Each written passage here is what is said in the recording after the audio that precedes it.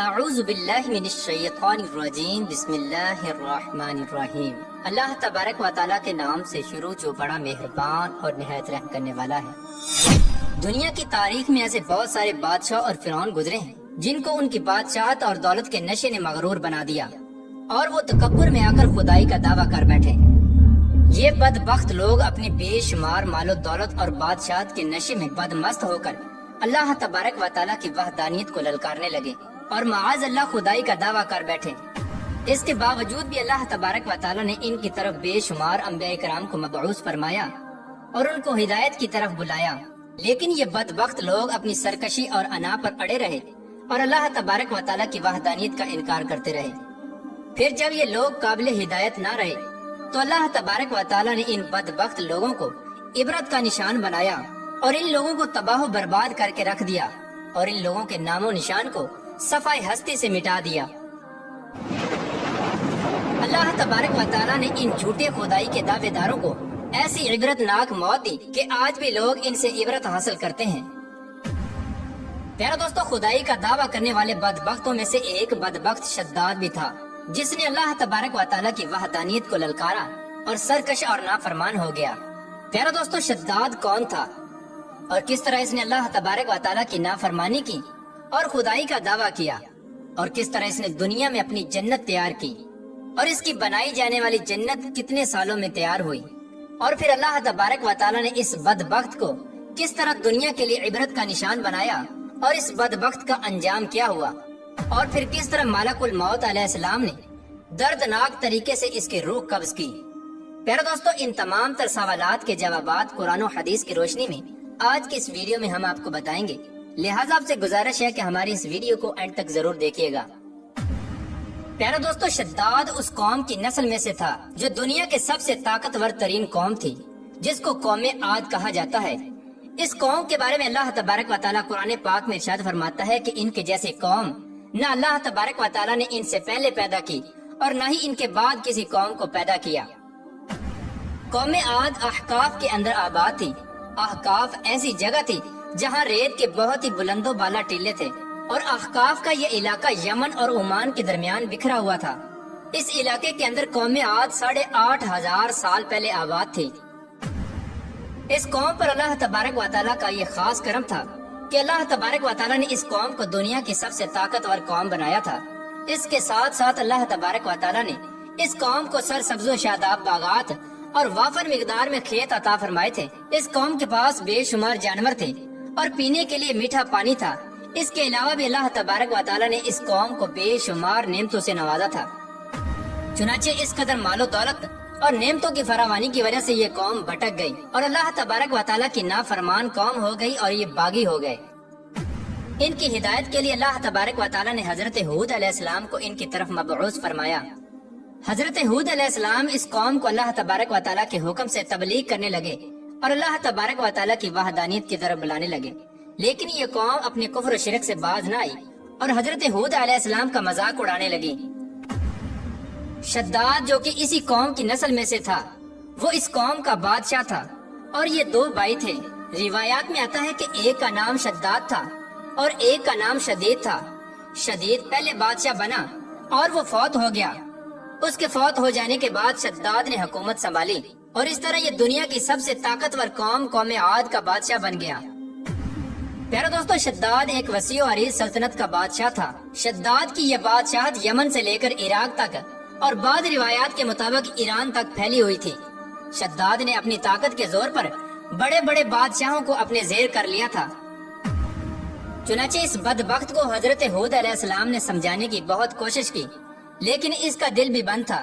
چنانچہ جب حضرت ہود علیہ السلام نے شداد کو اللہ تبارک و تعالیٰ کی وحدانیت کی طرف بلایا اور ایک خدا کی عبادت کرنے کا حکم دیا، تو اس وقت شداد اور حضرت ہود علیہ السلام کے درمیان ایک زبردست مکالمہ ہوا، جس کے نتیجے میں شداد نے حضرت ہود علیہ السلام سے پوچھا کہ اگر میں اللہ تبارک و تعالیٰ پر ایمان لے آؤں تو مجھے کیا حاصل ہوگا؟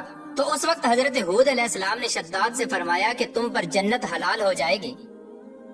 جنت کا نام سنتے ہی شداد حضرت ہود علیہ السلام سے پوچھنے لگا کہ یہ جنت کیا ہے؟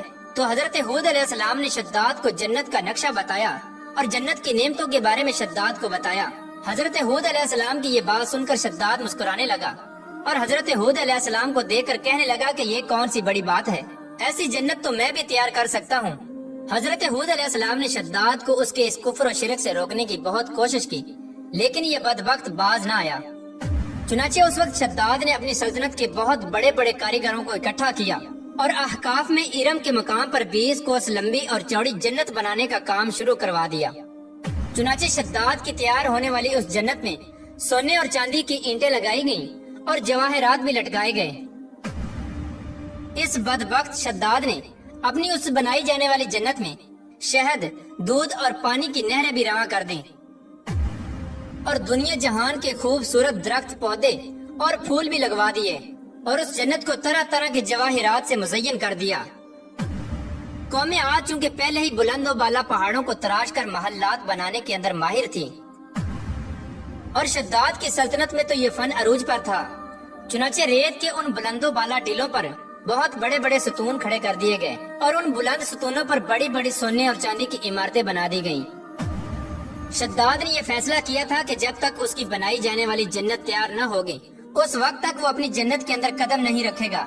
چنانچہ شداد کے حکم کے مطابق جنت تیار ہونے لگی اور شداد اپنے محل کے اندر بے صبری کے ساتھ جنت کا کام مکمل ہونے کا انتظار کرنے لگا۔ شداد کی اس جنت کو تیار ہونے میں 12 سال لگے۔ 12 سال کے اندر جب یہ جنت مکمل تیار ہو گئی اور اس کو طرح طرح کے ہیرے جواہرات سے مزین کر دیا گیا اور طرح طرح کی خوبصورتی سے مزین کر دیا گیا، تو اس وقت شداد کو اس کی جنت کے تیار ہونے کا پیغام پہنچا دیا گیا۔ چنانچہ شداد جنت کے تیار ہونے کا پیغام سنتے ہی بہت خوش ہوا اور شداد اپنی جنت کو دیکھنے کے لیے اپنی فوج کو ساتھ لے کر جنت کی طرف نکل پڑا۔ چنانچہ شداد ابھی جنت کے دروازے پر پہنچا ہی تھا کہ اس نے اپنے سامنے ایک شخص کو کھڑا دیکھا۔ شداد اس شخص کو دیکھتے ہی پہچان گیا اور اپنے حواریوں سے کہنے لگا کہ یہ شخص مجھے جنت میں داخل نہیں ہونے دے گا۔ تو اس وقت شداد کے حواریوں نے شداد سے پوچھا کہ یہ شخص کون ہے اور یہ جنت میں کیوں نہیں داخل ہونے دے گا؟